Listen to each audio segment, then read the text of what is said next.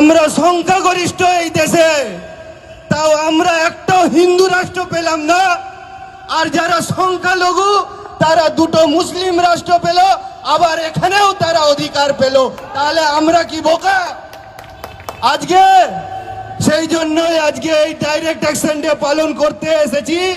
আজকে এই বাংলায় সকল সনাতনী হিন্দুদেরকে ঘোষণা করছি, যেইভাবে তারা লাহোর ঘোষণায় বলেছিল কি হিন্দু আর মুসলমান একসাথে থাকতে পারবে না, মুসলমানদের জন্য আলাদা পৃথক দেশ চাই। আজকে আমরা এই বাংলায় বলছি কি আমরা মুসলমানদের সাথে থাকতে পারবো না, আমাদেরকে পৃথক ব্যবস্থা চাই আর এদেরকে বাংলাদেশ পাঠাতে হবে। তারা আমাদের দেশে থাকবে, আমাদের দেশে থেকে আমাদের খাবে, আমাদের পড়বে, আমাদের মেয়েদের সাথে লাভ জিয়াত করবে, আমাদের জমি দখল করবে, আর সহ্য করব না। সবুজ পতাকা দেখলেই সাটা ভাঙা মার দিব। কোন মসজিদে মাইক লাগানো থাকে, কোন জিহাদির বিরিয়ানির দোকান থাকে, কোন জিহাদির হালালের মাংসের দোকান থাকে, এই বাংলায় কটা মাদ্রাসা বেঁচে থাকে, এই 4 বছরের মধ্যে দেখিয়ে দিবে হিন্দু সুরক্ষা। ছিড়া কাটায় শুয়ে লাখ টাকা স্বপ্ন দেখছে ইসলাম মুছে দেবো, মুসলমান শেষ করে দেবো। আজকে দেখছিলাম একটা বক্তব্য, কেউ বলছে আমরা একসাথে থাকতে পারবো না। তা থাকবি না যখন তালাক দে দে, ডিভোর্স দে দে, যে যেখানে থাকতে মন যে থাকি না। তবে মনে রাখবি আমরা আছি বলে অনেকের সম্মান আছে। আমরা যেদিন থাকবো না সেদিন অনেকে তখন দেখবেন অছুত হয়ে যাবে। অছুত পর্যন্ত ইতিহাস পড়ো। তাসো চেয়েছিল রসুল মিটাবে, উতবা সাইবা আবু লাহাব চেয়েছিল রসুল মিটাবে। আজকে তাদেরই কোয়ালিটির যারা আছে তারা চাইছে রসুলের মেসেজকে মিটাবো। না হয় এই সমাজে রে বলে অতটা টেনশন হয় না, ওটা নিয়ে অত তৎপর নয় যতটা তৎপর 5 মিনিটের আজান নিয়ে। খেয়াল করে দেখুন, এ সমাজের যুব সমাজ নেশায় আসক্ত হয়ে ধ্বংস হয়ে যাচ্ছে। ওর জন্য সমাজ অতটা তৎপর নয়, কিন্তু মানুষ তৎপর কি নিয়ে? মাদ্রাসা নিয়ে। ব্যাপারটা কি? ব্যাপারটা এখান থেকে রসুল দেওয়া হয়, অর্থাৎ নবীর মেসেজ দেওয়া হয়। এই মজলিসে আমার আব্বার কথা হবে না, আমার দাদার কথা হবে না। এই মজলিস দেখো মুহাম্মদ রসুলের মেসেজ দেওয়া হয়। জোরে বলুন সুবহানাল্লাহ। আপনারা যারা যেখানে আছেন প্রথমে ক্লিয়ার করে নিন, দুসরা রবিউল আউয়াল। এই রবিউল আউয়ালের মাসে দোনো জাহানের সুলতান তশরিফ নিয়ে এসেছিলেন। সারা বছরই রসুলের সিরাত নিয়ে আলোচনা হয়। রসুলের সিরাতটা কি? লাকাদ কানা লাকুম ফি রাসূলিল্লাহি উসওয়াতুন হাসানা। নবীর আখলাক চরিত্র টোটাল জীবনী নিয়েই সারা বছর আলোচনা হয়। আর নবীর লাইফ জীবনটা কি? আম্মা জান আয়েশা সিদ্দিকা রাদিয়াল্লাহু তাআলা আনহা বলছেন, কানা খুলুকুল্লাহুল কুরআন। আমার নবীর লাইফ স্টাইল চরিত্র জীবনটাই হলো কোরআন। জোরে বলুন সুবহানাল্লাহ। অর্থাৎ নবী যা কিছু করেছে কোরআন অনুযায়ী করেছে। কোরআন হলো কালামে হক, আল্লাহর কথা। দুনিয়ায় হাজারো শাহিনশাহ, বাদশাহ, পণ্ডিত যত এসেছে সবাই চেষ্টা করেছে কোরআন নিয়ে। কেউ সত্যের পথ পাওয়ার জন্য, কেউ ভুল ধরার জন্য। যে যেভাবেই হোক কোরআনকে আজও পর্যন্ত কেউ জের জবর নুক্তারও ভুল ধরতে পারেনি। জোরে বলুন সুবহানাল্লাহ। প্রত্যেকটা কিতাবের লেখক, যত বড় পৃথিবী বিখ্যাত লেখক লেখিকা হোক, কিতাবের শেষে একটা কলম দেয়,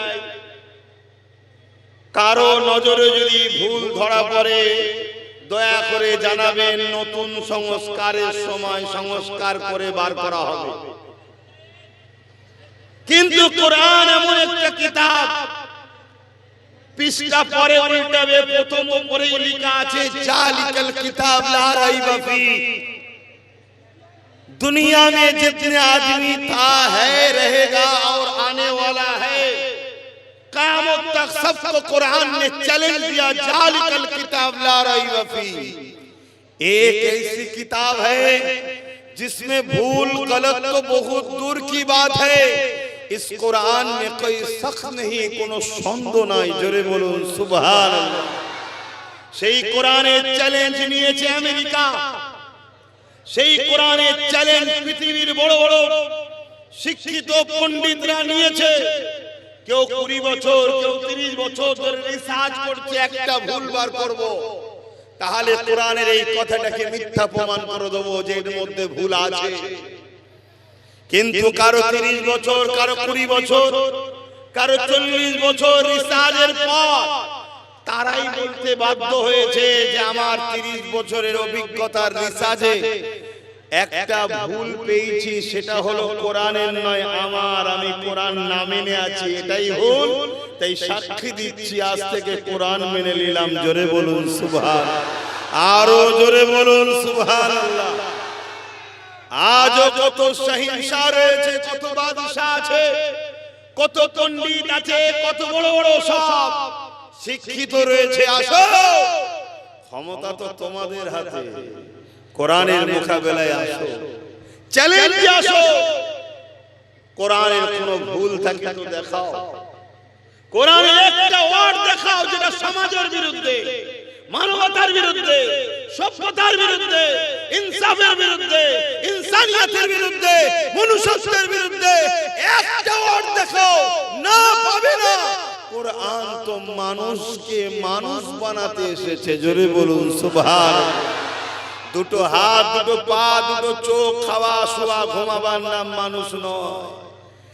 এই পাশেই বারাইপুরেতে ছোট্ট বাচ্চা কন্যাটাকে কয়েক মাস হয়েছে আগে রেপ করলো, সেও তো মানুষ।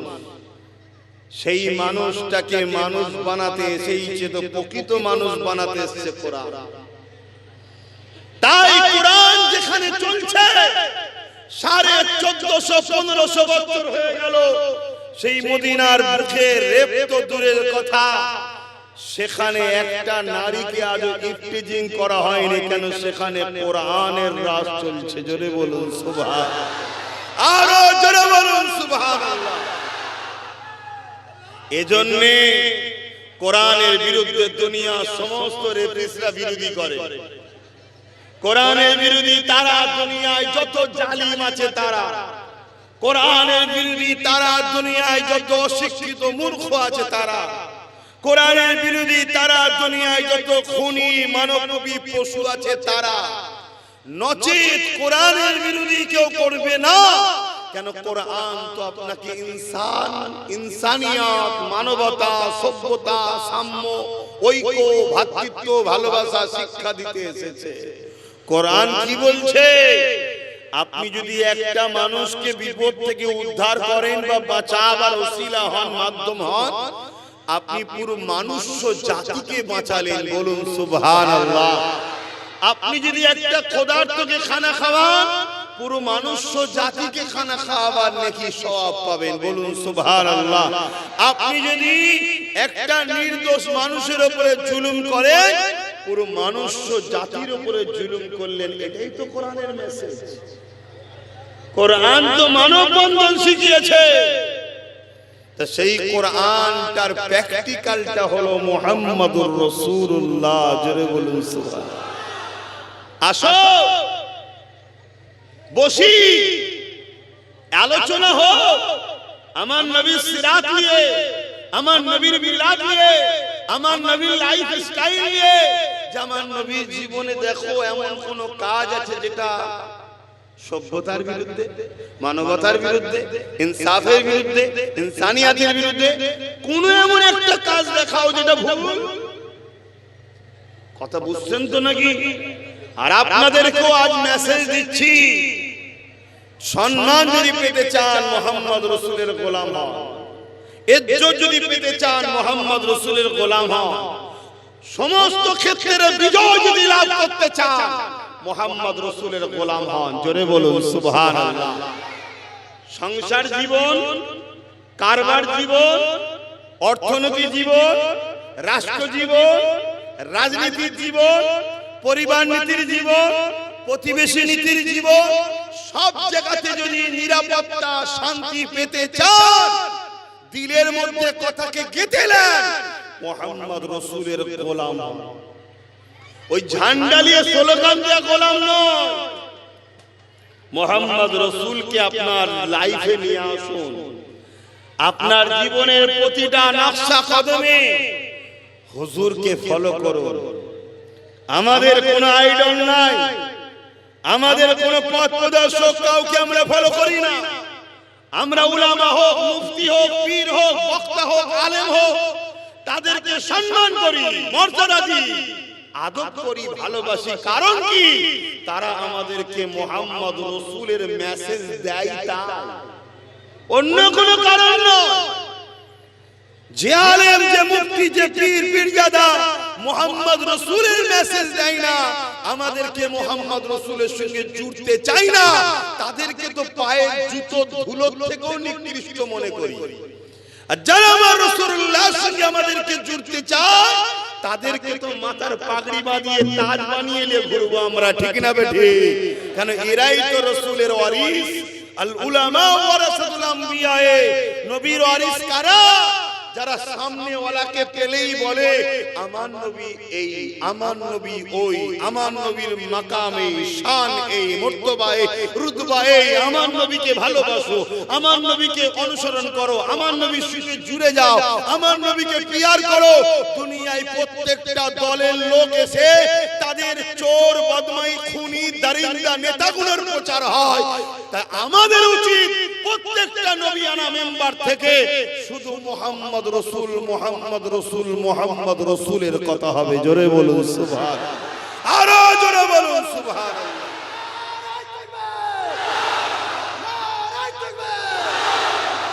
আর মোহাম্মদ রসুলের আলোচনা যেখানে হয়, আবু জেহেল এমনি মারা যায়।